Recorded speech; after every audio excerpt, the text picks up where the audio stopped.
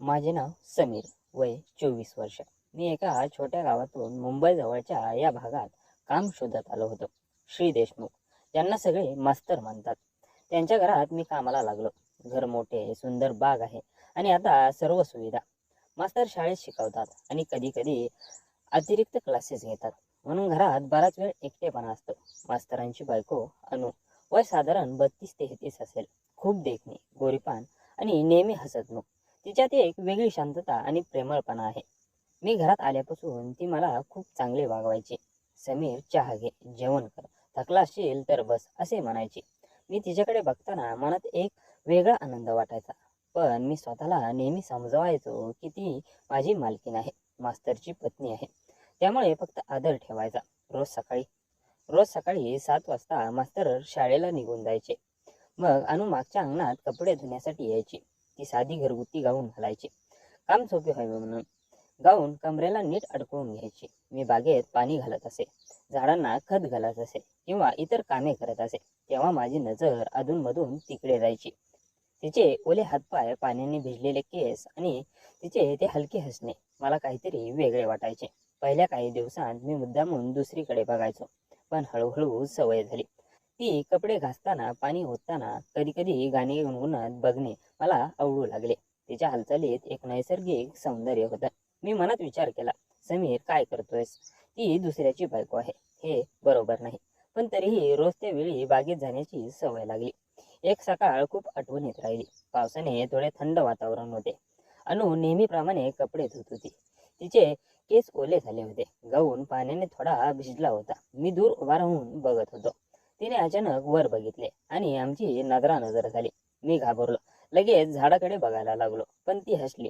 फक्त एक हलके गोड हास्य. त्या हास्यात राग नव्हता, उलट एक वेगळा इशारा होता. त्या दिवसापासून मी रोज त्यावेळी तिथे जाणे सुरू केले. अनु नेहमी त्याच वेळी येऊ लागली. कधी कधी ती मुद्दाम जास्त वेळ घालवायची. कपडे घासता घासता माझ्याकडे बघायची आणि हलकेच हसायची. मी मनात विचार करायचो, ती जाणून आहे का मला काय वाटते ते.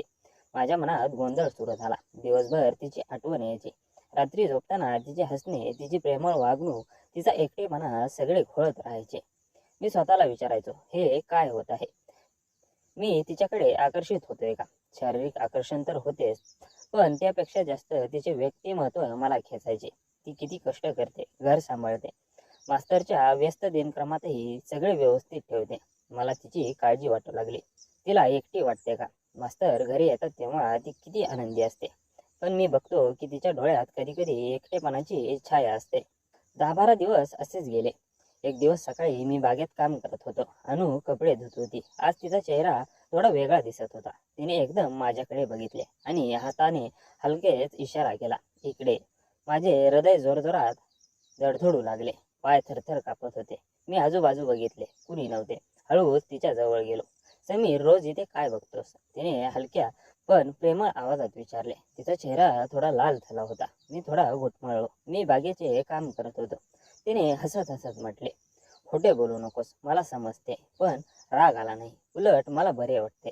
त्या शब्दांनी माझे मन हलके झाले. मी काही बोललो नाही, फक्त खाली बघत राहिलो. तिने विषय बदलला, चहा करू, घरात ये. मी तिच्या मागोमाग गेलो. स्वयंपाकघरात बसलो. ती चहा करत होती. आम्ही थोडे बोललो, गाव, कुटुंब, काम. पण नजरात एक वेगळा अर्थ होता. ती म्हणाली, मास्तर सकाळी लवकर जातात आणि उशिरा रात्री येतात. घरात एकटीच असते, बोलायला कोणी नसते. मी धाडसाने म्हटले, तुम्ही खूप चांगले आहात. तुमचे हसणे पाहिले की मला बरे वाटते. तिने माझ्याकडे बघून हलकेच हसले. तूही छान आहेस समीर, तरुण, मेहनती. त्या दिवशी फक्त एवढेच झाले, पण घरातून बाहेर येताना माझ्या मनात तिचे शब्द घुमत होते. मला बरे वाटते. हे साधे वाक्य माझ्या हृदयात घर करून बसले. मी आता फक्त तिच्या शरीराकडे नव्हे, तर तिच्या मनाकडे, तिच्या एकटेपणाकडे बघत होतो. हळूहळू आकर्षण वाढत चालले होते. प्रेम की आकर्षण हे समजत नव्हते, पण दिवसेंदिवस तिच्याशिवाय राहणे कठीण होत चालले होते. त्या पहिल्या इशाऱ्यानंतर माझ्या मनात वेगळाच गोंधळ सुरू झाला होता. अनुने मला बरे वाटते म्हटल्यापासून मी रात्रभर झोपू शकलो नाही. तिचा तो प्रेमळ आवाज, तिचे हसणे, त्या नजरेतील काळजी, सगळे मनात घुळत राहिले. मी स्वतःला समजावत होतो, समीर, हे काय चाललंय? ती दुसऱ्याची बायको आहे, फक्त काम कर आणि शांत राहा. पण दुसऱ्या दिवशी सकाळी पुन्हा बागेत जाण्याची सवय लागली. रोज सकाळी आता माझ्यासाठी विशेष झाली होती. अनु कपडे धुताना माझ्याकडे बघायची आणि हलकेच असायची. कधी कधी भुवया उंचवून इशारा करायची. मी लांबून बघत राहायचो, पण मनात विचार यायचा, ती मला बोलावत आहे का, की फक्त खेळ आहे? पण तिच्या नजरेत राग नव्हता, उलट एक आश्वासन होते. 10-12 दिवस असेच गेले. एक सकाळ पावसाळी होती. हलका पाऊस पडत होता. मी बागेत झाडांना पाणी देत होतो. अनु नेहमीप्रमाणे मागच्या अंगणात होती. आज तिने हलका रंगाचा गाऊन घातला होता. पाण्याने तिचे केस थोडे ओले झाले होते. ती कपडे घासत होती. मी तिच्याकडे बघत होतो. तिने एकदम वर बघितले आणि हाताने स्पष्ट इशारा केला, इकडे. माझे हृदय जोरात धडधडू लागले. पाय लटपट कापत होते. आजूबाजू बघितले, कुणी नव्हते. मी सकाळी तिच्या जवळ गेलो. ती उठली आणि हलक्या आवाजात म्हणाली, समीर, रोज इथे काय बघतोस, मला सांग. मी घुटमळलो, डोळे खाली घातले. मी काही नाही, काम करत होतो. तिने हसत हसत माझ्या खांद्यावर हात ठेवला. खोटं बोलू नकोस, मला सगळे समजते. तू माझ्याकडे बघतोस आणि मलाही बघतोस. मला राग येत नाही, उलट बरे वाटते. इतके दिवस कुणी माझ्याकडे असे लक्ष देऊन बघितले नव्हते. तिच्या शब्दांनी माझे मन हल्ले. मी धाडस करून म्हणालो, तुम्ही खूप चांगले आहात. तुमचे हसणे पाहिले की माझा दिवस बनतो. पण मी काही वाईट विचार करत नाही. तिने माझ्याकडे एकटक बघितले. तिच्या डोळ्यात एकटेपणाची छाया दिसत होती. मास्तर सकाळी लवकर जातात आणि रात्री उशिरा येतात. घरात एकटीच असते. बोलायला, मन मोकळे करायला कोणी नसते. तू आलास तेव्हापासून मला बरे वाटते. चल घरात ये, चहा करू. मी तिच्या मागोमाग स्वयंपाकघरात गेलो. ती चहा बनवत होती. मी खुर्चीवर बसलो. तिच्या हालचाली बघताना मनात एक वेगळाच आनंद भरला. ती चहा देत म्हणाली, बस, आरामात बोलू. आम्ही बोलायला लागलो. मी माझ्या गावची, कुटुंबाची, इथे येण्याची कहाणी सांगितली. ती ऐकत होती. मग ती बोलली, माझे लग्न झाले तेव्हा सगळे चांगले वाटले. मास्तर चांगले आहेत, पण त्यांना काम एवढे आवडते की घर आणि नातेसंबंध याकडे फार लक्ष देत नाहीत. मी सगळे सांभाळते, पण कधी कधी एकटेपणा जाणवतो. माझ्या मनात तिच्यासाठी काळजी निर्माण झाली. मी म्हणालो, तुम्ही इतके कष्ट घेता, तुम्हाला कोणी तरी साथ द्यायला हवी. तुम्ही खूप प्रेमळ आहात. तुमच्याशी बोलल्यावर मलाही बरे वाटते. तिने हसून म्हटले, समीर, तू तरुण आहेस, मेहनती आहेस. तुझ्याशी बोलताना मला जुन्या आठवणींचा उजाळा होतो. तू रोज इथे येशील का? पण कुणाला सांगू नकोस. मी होकार दिला. त्या दिवशी आम्ही बराच वेळ बोललो. ती मला छोट्या छोट्या गोष्टी सांगत होती. तिची आवड, तिची आवडती गाणी, गावातल्या आठवणी. मीही माझ्या स्वप्नांबद्दल सांगितले. नजरानजर होताना एक वेगळं आकर्षण जाणवत होतं, पण शारीरिक काहीही नव्हते. फक्त मनाने जवळीक वाढत होते. निघताना तिने माझ्या हातावर हात ठेवला आणि म्हणाली, उद्या पुन्हा ये, मी तुझी वाट बघत राहते. घरी परतताना माझ्या मनात तिचे शब्द घुमत होते, मी तुझी वाट बघत राहते. हे प्रेम होते का की फक्त मैत्री? मी स्वतःला विचारत होतो. पण एक गोष्ट नक्की होती, अनु आता माझ्या विचारात रुतली होती. तिचा एकटेपणा, तिचे प्रेमळ शब्द, तिचे लक्ष, सगळे मला खेचत होते.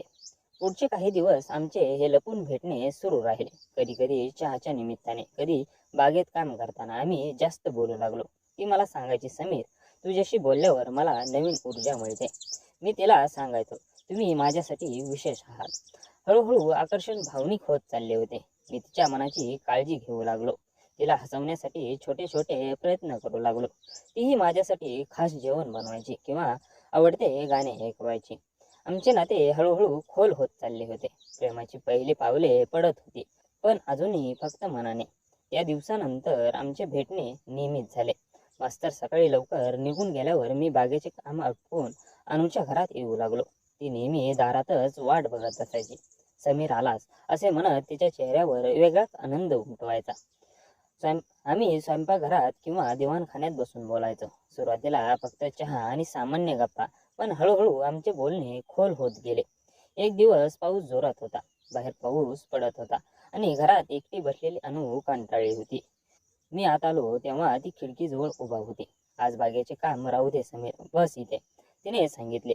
मी बसलो. तिने चहा आणला आणि माझ्यासमोर बसली. तिच्या डोळ्यात आज काहीतरी वेगळे होते. समीर, तुझ्याशी बोलताना मला माझ्या जुन्या दिवसांची आठवण येते, ती हळू आवाजात म्हणाली. लग्न झाल्यावर सगळे चांगले वाटले. मास्तर जबाबदार आहेत, पण ते फक्त काम, काम आणि काम. घरात येतात तेव्हा थकलेले असतात. माझ्याशी मन मोकळे करत नाहीत. कधी कधी वाटते की मी एकटीच आहे या जगात. माझ्या मनात तिच्यासाठी काळजी दाटली. मी म्हणालो, तुम्ही इतके सगळे सांभाळता, घर, बाग, सगळे. तुम्हाला कोणीतरी साथ द्यायला हवी. तुम्ही खूप प्रेमळ आहात. तुमच्याशी बोलल्यावर मलाही बरे वाटते की मी काहीतरी अर्थपूर्ण करतोय. तिने माझ्याकडे बघितले.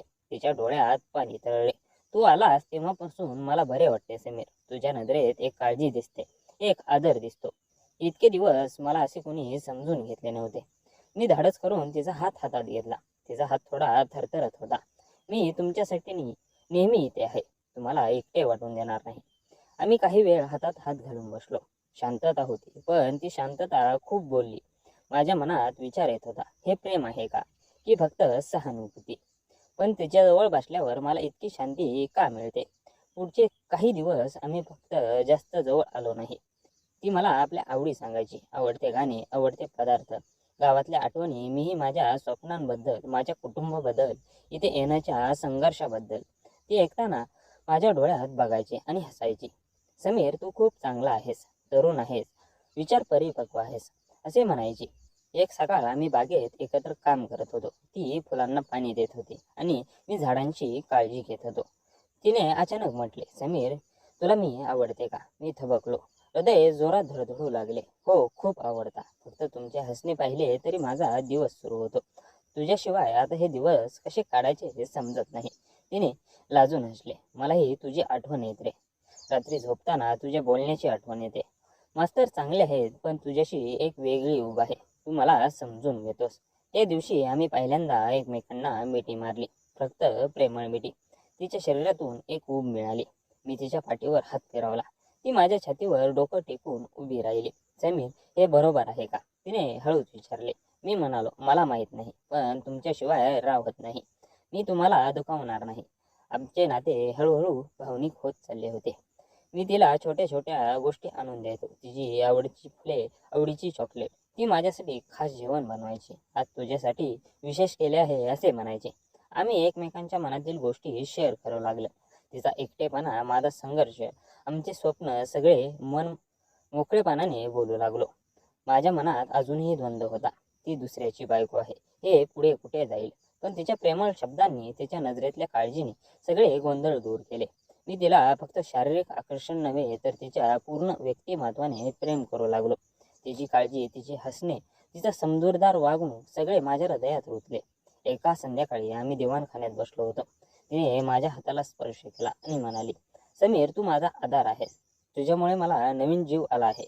मी तिच्या डोळ्यात बघितले आणि मनात विचार केला, हीच ती व्यक्ती आहे जिच्यासाठी मी काहीही करू शकतो. आमचे हे लपून भेटणे आणि भावनिक जवळीक दिवसेंदिवस वाढत चालली होती. प्रेमाची ही पहिली पावले खूप गोड वाटत होती, पण भविष्य काय होणार आहे हे आम्हाला माहीत नव्हते. फक्त एकमेकांच्या सोबत असताना आम्हाला शांती मिळते. काळ हळूहळू पुढे सरकत होता. अनु आणि माझे नाते आता भेटण्यापलीकडे गेले होते. ते एक खोल भावनिक बंध बनले होते. मास्तर जेव्हा कामानिमित्त बाहेर गावी जायचे तेव्हा मला थोडा जास्त वेळ मिळायचा, पण तरीही आम्ही सावधान राहायचो, कोणाला शंका येऊ नये म्हणून. मी बागेचे काम नेहमीप्रमाणे करायचो आणि ती घर सांभाळायची. एक संध्याकाळ आठवणीत राहिली.